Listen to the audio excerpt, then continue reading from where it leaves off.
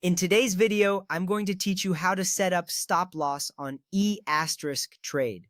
A stop loss is a handy tool that helps you automatically sell your stock if the price drops to a certain level. This is crucial as it helps limit your losses and protect your investments. To begin, open E** trade or power E** trade on your device. If you haven't logged in yet, go ahead and do so. We recommend using power E** trade for trading because it offers more robust tools and features. Once you're in, you're ready to move on to the next step. Now, you'll want to select the stock you own or the one you're interested in buying. Navigate to your portfolio section and find the stock you want to set a stop loss for. For instance, if you have shares in Apple, simply click on that stock. Once you've done that, tap on Trade. This brings up the trading interface where you can manage your orders. From there, choose Sell as your action since we're setting up a stop loss to sell the stock. In the Order Type section, you'll need to select Stop on Quote, which is E-Trade's specific option for stop loss orders. This option is essential because it ensures your stock is sold when the price hits the predetermined level, helping you manage your risk effectively.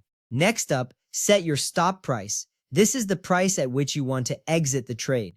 For example, if you currently own the stock at $100, you might decide to set your stop loss at $90. What this means is that if the stock price falls to $90, your sell order will trigger automatically. This is important because it helps you avoid significant losses without constantly monitoring the market. After setting your stop price, it's time to choose your order details. You'll need to specify the quantity, which is how many shares you want to sell. Then decide on the duration of your order. You can opt for a day order, which will expire at the end of the trading day, or a good till canceled order, known as GTC, which stays active until you cancel it or it executes. A GTC order can be particularly useful if you want your stop loss to remain in place for an extended period. At this point, you'll want to review and submit your order. Tap on Preview Order to check all the details you've entered. Make sure everything looks correct, and then tap Submit. Once submitted, your stop-loss order will be active.